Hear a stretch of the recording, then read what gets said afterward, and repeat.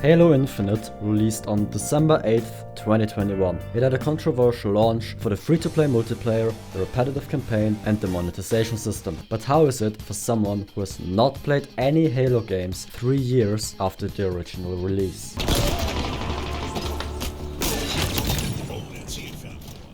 First, let's talk about the campaign, as the multiplayer was always praised in Halo games, and let's keep the good stuff for later, right? Even if I will talk about the controversy regarding the monetization last. But let's see how I enjoyed it as someone who has never played a Halo game before. I bought the campaign and it was 50% off, so I got it for 25 euros. I just wanna say that in advance. The story of the Halo games always was interesting to me, yet I shan't go into it here because of the fact I got no clue what's happening. It can be multiplayer, but I played it alone since I got no friends that would play Halo with the newbie, aka me. First of all, I do not know what's going on with the textures. Oh, brother, this guy stinks! As a small warning, I have an Nvidia 3050 graphics card, which is a really good graphics card from what I know, so I can't blame it on my equipment at all. The levels, or rather missions, feel repetitive and the enemies are very annoying. So much so that I started avoiding them entirely and rushed through everything. The boss fights are more like tedious enemies and not like fun bosses, even if their introduction scenes are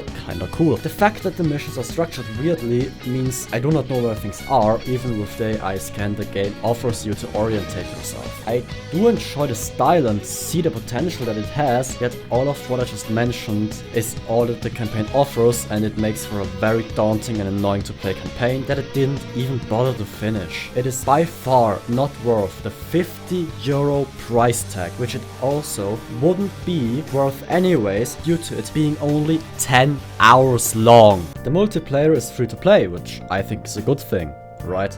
Like, anyone who wants to give Halo a try can do so. New people for the franchise, which is never a bad thing, right? I don't fully get where it was critiqued. Apparently it was for the monetization system or fear of a monetization system, but as long as that's harmless, where's the harm, right? The multiplayer feels tense. I started playing and immediately felt outmatched. Simply because A, I suck at shooters, and B, because the maps felt like they are the size of a suburban backyard. I do not usually enjoy such things fighting, especially in a shooter whose main goal is to be fun, not to mention the fact that the enemy team often seem to one-shot me. Yet I still somehow really enjoyed it. Adding the free-to-play component into it, I do not really have an issue with the multiplayer at all. Even if there were less game modes, which there apparently were when the game came out. The shooting felt great, same with the aim and recoil and the scale of things. I way prefer it over games like Call of Duty that try to achieve the same thing. The critique of the monetization, at least when I first heard it, was a point I halfly agreed with, yet the fact it is only cosmetics made me not fully understand the outrage. Yet I will let my friend lordpyromon, from who I learned about this game anyways, speak on this, since the clip from his Halo Infinite autopsy video sums this point up perfectly, as well as my thoughts on it after having experienced it for myself. Not to mention that people's fears about monetization were also confirmed, as this was the first time we got a full look at Infinite's customization and shop feature.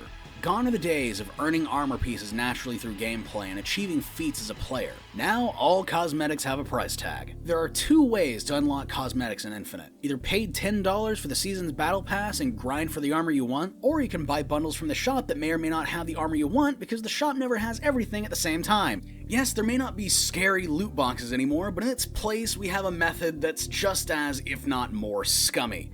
FOMO. Preying on players who panic buy cosmetics out of fear that they may not be able to get it again. Not to mention these ever mysterious armor coatings that they tried so hard to keep us from knowing about. These items that were meticulously designed to maximize profits. Customization for your Spartan. So what are they really? Colors. You have to pay for colors now. And these aren't crazy patterns or wacky designs either. You can pay a whopping $20 for the privilege of this immaculate solid white. I want to get a little personal for a sec. In every single Halo game I have ever played, my Spartan has had red and orange armor. You know, like fire, because I'm lordpyromon. Guess what armor coating doesn't currently exist in Halo Infinite? Red and orange.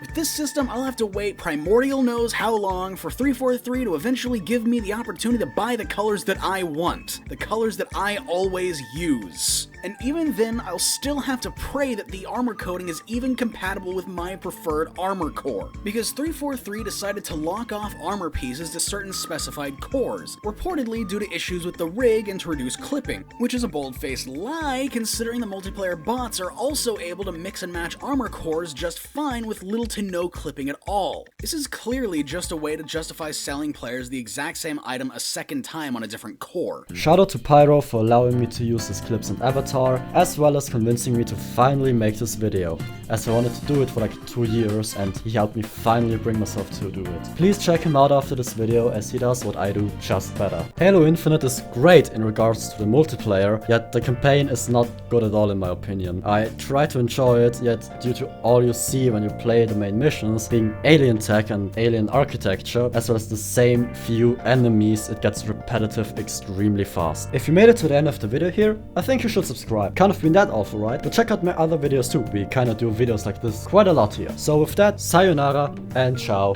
kuro.